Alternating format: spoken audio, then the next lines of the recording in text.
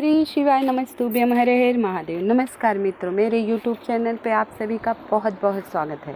आप लोगों को पता है 26 मई को वट सावित्री व्रत है और इसे वट सावित्री के नाम से क्यों जाना जाता है। जेठ मास की अमावस्या को वट सावित्री व्रत किया जाता है। सभी महिलाएं अवश्य करें। अगर आप वट सावित्री व्रत नहीं कर रही हैं तो ये उपाय कर लीजिए, विशेष होता है। कहते हैं वट सावित्री, सावित्री अपने पति सत्यवान के प्राण बचाने के लिए यमराज के पीछे पीछे यमपुरी तक चली गई और मांग में सिंदूर लगा हुआ था। तो यमराज ने कहा, इस सिंदूर को हटा दो तो ही तुम मेरे पास तक पहुंच सकती हो। तो सावित्री ने कहा, नहीं, मैं सदा सुहागन ही रहूँगी। और वो अपने सिंदूर में से ही एक टीका लगाकर अपनी बिंदी पर लगा लिया, मस्तक पर, और बहुत लोभ दिया। यमराज ने बहुत सावित्री को लोभ दिया, वरदान मांग लो। उसने अपने अंधे सास ससुर की आंखें मांगी और खोया हुआ राज मांगा। फिर बोली, मैं 100 पुत्रों की माँ बनूं। अब तथास्तु कहकर फंस गए यमराज। फिर बोले, आप तो मेरे पति को ले जा रहे हो, तो मुझे पुत्र रत्न की प्राप्ति कैसे होगी प्रभु। तब यमराज ने सावित्री के आगे घुटने टेक दिए और बट वृक्ष के नीचे ही सत्यवान के प्राण छोड़े थे, सत्यवान को छोड़ा था तब, और आशीर्वाद दिया था, जो ये कथा सुनेगा और बट सावित्री व्रत करेगा, बट की पूजा करेगा, उसके पति की लंबी आयु होगी, हर प्रकार के विघ्न बाधा संकट उसके जीवन से दूर हो जाएगा। तो वो उस दिन सोमवार को है, सोमवती अमावस्या के साथ साथ बट सावित्री व्रत भी है। ये महीना भगवान विष्णु जी का महीना होता है। कहते हैं बट वृक्ष के नीचे ही भगवान ने उपदेश गीता का दिया था। तो इससे सोने पर सुहागा बहुत विशेष है, बहुत ज़्यादा विशेष है। तो आइए जानते हैं उपाय के बारे में। कोई कानूनी कार्रवाई चल रही है या आपका बेटा इंटरव्यू के लिए जा रहा है, पेपर के लिए जा रहा है, उसमें पास नहीं हो रहा है, बहुत ज़्यादा परेशान हो गए, तो बहुत ही सुनहरा मौका है। साल में एक बार आता है ये, फिर पूरे साल इंतज़ार करना पड़ेगा। छोटा सा उपाय है, ज़रूर करिएगा। एक बट का पत्ता ले लीजिए, बरगद के पेड़ का एक पत्ता आराम से आपको मिल जाएगा। उस दिन तोड़ना नहीं है, ध्यान रखिएगा। उसी की पूजा करनी है, तो हमें हानि नहीं पहुंचानी है बट वृक्ष को। और उसी पे बालू का शिवलिंग बना लीजिए। बालू ना मिले तो मिट्टी का ही बना लीजिए उस पत्ते के ऊपर। और घर से आप काले तिल हैं, फूल, दीप, नैवेद्य जो भी ले जाने हैं आप ले जाइए ना, लेकिन ध्यान रखिएगा 3 चम्मच दही अवश्य ले जाइएगा। तो इस दिन हमें दही का अभिषेक करना है। बटकेश्वर महादेव के नाम से उस शिवलिंग पर दही का अभिषेक करना है, बटकेश्वर। और ध्यान रखना है, आप जिस कानूनी कार्रवाई के लिए कर रहे हैं, जिस मुकदमा को जीत के लिए कर रहे हैं, उसका ध्यान कर लीजिए। और जब शिवलिंग पर जो दही चढ़ा है उसमें से थोड़ी सी दही आप चम्मच में वापस ले आइएगा। और घर पे पीला चंदन, लाल चंदन हो, जो भी आप चंदन रखें, उस चंदन में आपको मिला देना है। बटकेश्वर महादेव का ध्यान कर लीजिएगा। साल में एक बार ही ऐसा मौका, शुभ दिन, तो उस चंदन में आपको दही मिला लेनी है। इसके बाद जब आप उस मुकदमे की तारीख पे जाए तो उसका टीका मस्तक पर लगा दीजिए। या कोई इंटरव्यू के लिए बच्चा जा रहा है तो उसका तिलक बच्चे के मस्तक पर कर दीजिए। लड़के हो तो अंगूठे से, मतलब 20 की उंगली से लगा के अंगूठे से लंबा खींचे। लड़कियां हैं तो सिर्फ सुंदर सा टीका लगा दीजिए बिंदी का। और पूर्णतः श्रद्धा विश्वास से करिएगा।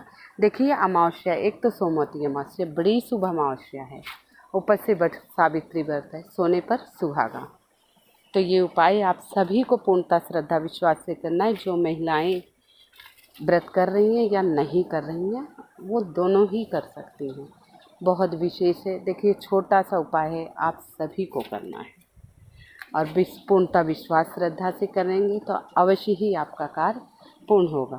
तो अब तक मेरे वीडियो को लाइक एवं सब्सक्राइब नहीं किया है, कृपया लाइक एवं सब्सक्राइब अवश्य कर दीजिएगा। कमेंट में जय श्री कृष्ण लिख दीजिएगा। कहते हैं सोमवती अमावस्या, सोमवती अमावस्या के दिन जो महिलाएं पीपल, बेल या तुलसी, पीपल तुलसी की परिक्रमा करती हैं, पीपल तुलसी की परिक्रमा कर रही हैं, तो उनके घर में पितृदोष नहीं आता, धीरे धीरे घट जाता है। तो इस दिन अगर देखिए, वैसे तो विधान 108 का है, 108 तुलसी या पीपल की। हम लोग 108 पीपल की परिक्रमा करते हैं, 7 बार कच्चा सूत लपेटते हैं, उसके बाद ओम नमो भगवते वासुदेवाय नमः। ओम नमो भगवते वासुदेवाय नमः। क्वांटिटी जैसे मूंगफली हो गए, रेवड़ी हो गए, चॉकलेट हो गए, या चूड़ियाँ हो गई, या बिंदी, 108 ले जाते हैं और परिक्रमा काउंट करके रखते हैं, गिन के पहले रख लेते हैं, और कुछ मिठाइयाँ ले जाते हैं। तो उसको रख के फिर परिक्रमा करते हैं, घी की दीपक जलाते हैं, और हल्दी और चावल का आटा मिलाकर हम सोना धोबिन बनाते हैं। सोमवती अमावस्या के दिन सोना धोबिन की कहानी अवश्य सुनी जाती है। ये भी सुहाग के लिए होता है, सदा सौभाग्यवती रहने के लिए होता है। इसमें क्या है, परिक्रमा करने के बाद आप भोजन कर सकते हैं।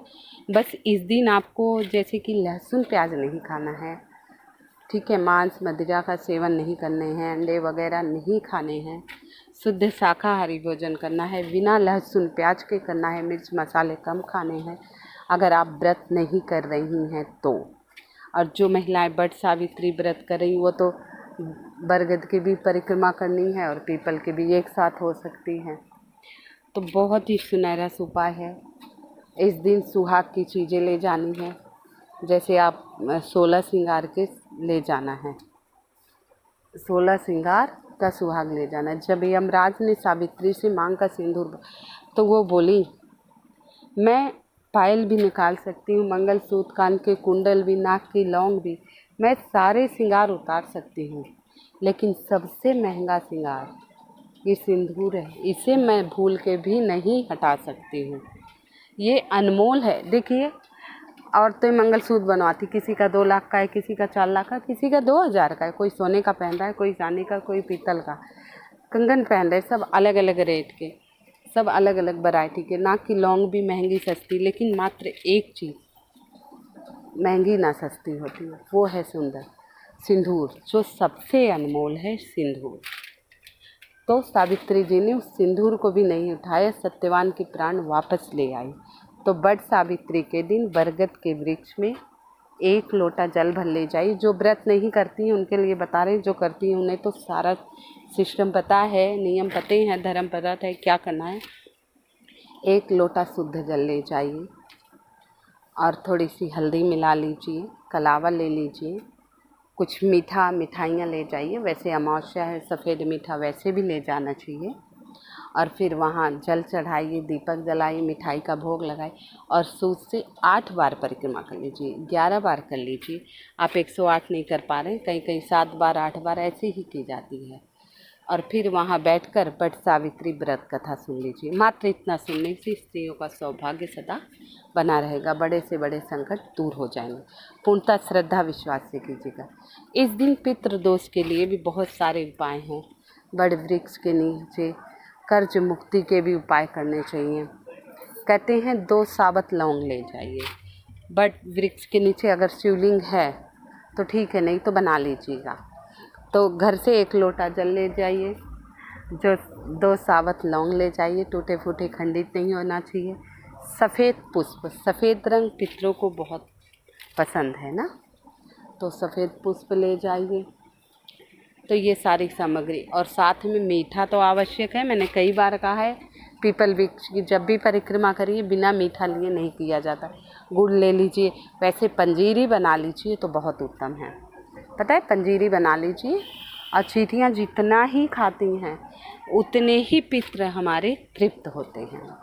तो थोड़ी सी पंजीरी बना लीजिए, या मीठी पूड़ी वगैरह बना लीजिए। इस दिन अवश्य कुछ ना कुछ चींटियों के लिए भोजन आपको तैयार करना है, पितृदोष मुक्ति के लिए, कर्ज से मुक्ति के लिए। ठीक है, तो पहले तो हम कर्ज मुक्ति का उपाय करेंगे, फिर पितृदोष मुक्ति का उपाय करेंगे। ठीक है, तो हम 1 लोटा जल ले गए, और सफ़ेद फूल, मिठाई, 2 साबत लौंग। ठीक है, 2 साबत लौंग ले गए। अब 2 साबत लौंग जो ले गए, पहले तो हम शिवलिंग का निर्माण करें बट वृक्ष के नीचे। उसके बाद बटकेश्वर महादेव का ध्यान करते हुए उस शिवलिंग पर जल अर्पण करें, सफ़ेद पुष्प अर्पण करें, मीठा भोग लगाएं। इसके बाद 2 लौंग रख दीजिए। अब आप जिससे कर्ज लिए हैं ध्यान कीजिए, कहिए, हे प्रभु इतनी कृपा करना कि हम कर्ज मुक्ति हो जाए, या आपका कोई पैसा लिया उसका ध्यान कर लो, आपके पैसे आ जाएंगे। तो ये आपको अवश्य करना है। बहुत ही छोटा सा उपाय है, बहुत ही प्यारा सा उपाय है। ये कर लीजिएगा, मात्र छोटा सा उपाय। देखिए, हर दिन तिथि अच्छी होती है, विशेष तिथियाँ होती हैं। अब अमावस्या हर महीने में आती है, हर महीने आती है। कुछ अमावस्या विशेष होती है, जैसे कि दिवाली पे, है ना। कार्तिक मास की अमावस्या कितनी विशेष है। सब जगह पूजा पाठ धूमधाम, माता लक्ष्मी गणेश की मूर्तियाँ आती हैं, लोग मिठाई मतलब गिफ्ट वितरण करते हैं। वैसे जेठ की अमावस्या वट सावित्री भी बहुत विशेष है। तो बहुत गर्मी का दिन है, इस दिन आपको दान पुण्य जेठ की अमावस्या में ज़रूर करने चाहिए। दान पुण्य में तरबूज ले लीजिए, खरबूज ले लीजिए, खीरा है, ककड़ी, ठंडी वस्तुओं का दान करना है। पानी का दान तो महादान है ही। तरबूज, खरबूज, या देखिए वट सावित्री व्रत बहुत औरतें आती करती हैं, तो कुछ लोग वहाँ पानी पीती, तो 2 बोतल में बर्फ़ जमा कर आप ले जाइए वहाँ। जब तक पूजा करेंगी वो नॉर्मल ठंडा रहेगा, उन्हें पानी पिलाइए, उसका भी फल आपको मिलेगा। जो व्रत नहीं कर रही व्यवस्था करके जाएं, और जो व्रती हैं वहाँ खा के व्रत तोड़ा जाता है। पूजा करने के बाद लोग कथा सुनती हैं, इसके बाद गोल गोल आटे का मीठा सा बनता है, उसको खाकर व्रत को वहाँ तोड़ा जाता है और फिर पानी पीती हैं। ये उपाय कर लें तो कितना विशेष है। छोटे छोटे पुण्य काम हमें करने चाहिए। चिड़ियों के लिए आप कभी नहीं भर रहे, जेठ की अमावस्या के दिन भर दीजिए। तो पितृ दोष मुक्ति की बात करेंगे आप। 1 लोटा जल आप अपने घर से लेंगे, 7 काले तिल आपको लेने हैं साबत, और दीपक लेना है गोलबत्ती घी का, और बेलपत्री जो भी शिवलिंग पर चढ़ता है वो आप ले लीजिए। मात्र ये 3 चीज़ आपको लेने हैं और शिव मंदिर आ जाइए, और आपको शिव मंदिर आना है। अब वो जो 7 तिल हैं वो जल में डाल दीजिए, शुद्ध गंगा जल ज़रूर मिला लीजिएगा, गंगा जल बहुत आवश्यक होता है। इसके बाद उत्तर दिशा की तरफ मुँह करके बैठ जाइए, मनोकामना पूर्ति के लिए होता है। और वो जल आपको पितृेश्वर महादेव के नाम से डालना। वैसे कहते हैं काला तिल डालकर जो प्रतिदिन शिवलिंग पर जल समर्पित करता है पितृदोष से मुक्त हो जाता है। तो पितृेश्वर महादेव के नाम से धीरे धीरे शिवलिंग पर जल समर्पित कीजिए। इसके बाद जल समर्पित करने के बाद गोलबत्ती का दीपक जलाइए, और वहीं बैठकर नमः शिवाय ओम, नमः शिवाय ओम, नमः शिवाय ओम 108 बार जाप कर लीजिए। नमः शिवाय ओम, नमः शिवाय ओम 108 बार जाप करना है। इसके बाद कह देना, हे प्रभु हमारे पितृ प्रसन्न हो, हमें आशीर्वाद दो, जो हमारे जीवन में कठिनाइयाँ हो, गलती हो, उसे दूर कर दे, हमारी गलतियों को क्षमा करे। क्षमा याचना यानी गलती की माफ़ी मांग लीजिए, और महादेव से कहिए, हे देव को देव महादेव, जितना मुझे ज्ञान था, जितनी आपकी कृपा मुझ पर हुई, उस हिसाब से मैंने आपका पूजन किया। मेरी पूजा को प्रभु स्वीकार करना, मेरे जीवन से हर विघ्न बाधा, हर संकट दूर कर दीजिए, मेरे घर में खुशियाँ लाइए, ऐसी मानता करके आप आ जाइए। और पितृदोष के लिए एक उपाय और है, कुछ नहीं कर पाए तो एक सूखा नारियल ले लीजिए, बीच से काट दीजिए, बीच में से काट दीजिए, उसमें भुना हुआ आटा और भूरा नहीं हो तो घी या गुड़ मिला लीजिए, उसमें भर दीजिए, फिर कलावे से बांध दीजिए। फिर पीपल वृक्ष के नीचे जाइए, उस नारियल के बराबर गड्ढा खनिए, और मात्र मतलब गड्ढा खनिए, फिर नारियल डालिए और सब जगह से उसे ढक दीजिए, क्योंकि खुला रहेगा तो कुत्ता इधर उधर कर लेंगे, छोटे बच्चे भी हटा देते हैं, इधर उधर कर लेते हैं, तो वो बिखर जाएगा। आप जिस काम के लिए ये उपाय कर रहे हैं वो कार्य भी पूर्ण नहीं। तो नीचे दाब देंगे, बहुत हल्का सा जो कटा हुआ भाग है ना, चारों तरफ से ढक दीजिए, बहुत हल्का सा वही खोल देना, बस थोड़ा सी जगह खाली रखना। जितना उसको चींटियाँ जब खाना शुरू करेंगी धीरे धीरे, उतने ही आपके जीवन से धीरे धीरे ग्रह कटते जाएंगे, ग्रह दोष दूर हो जाएंगे, कलेश दूर हो जाएंगे, ठीक है, कलेश दूर हो जाएंगे, दुर्भाग्य दूर हो जाएंगे, पितृदोष से मुक्ति मिलेगी। तो छोटा सा उपाय है, आप लोगों को श्रद्धा विश्वास से करना है। ऐसा मौका साल भर में कि एक बार मिलता है, सभी महिलाओं को करना है। तो कृपया आप सब उपाय करिए और अपने घर में खुशहाली लाइए, ये हमारी सभी महिलाओं से निवेदन है। आशा करती हूँ वीडियो पसंद आ रही है, कृपया लाइक एवं सब्सक्राइब अवश्य कर दीजिएगा। कमेंट में जय श्री कृष्ण। जेठ का महीना भगवान श्री कृष्ण को बड़ा प्रिय है। इसी जेठ के महीने में निर्जला एकादशी आएगी, इसी जेठ के महीने में गंगा दशहरा, तो बहुत विशेष तिथि है। जेठ के महीने में ही हनुमान जी प्रभु श्री राम से मिले थे, तो कितना उत्तम, कितना सुनहरा दिन है।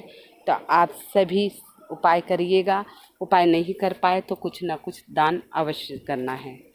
आशा करती हूँ आप सभी को वीडियो पसंद आ रही है। कृपया लाइक एवं सब्सक्राइब अवश्य कर दीजिएगा। जय श्री कृष्ण।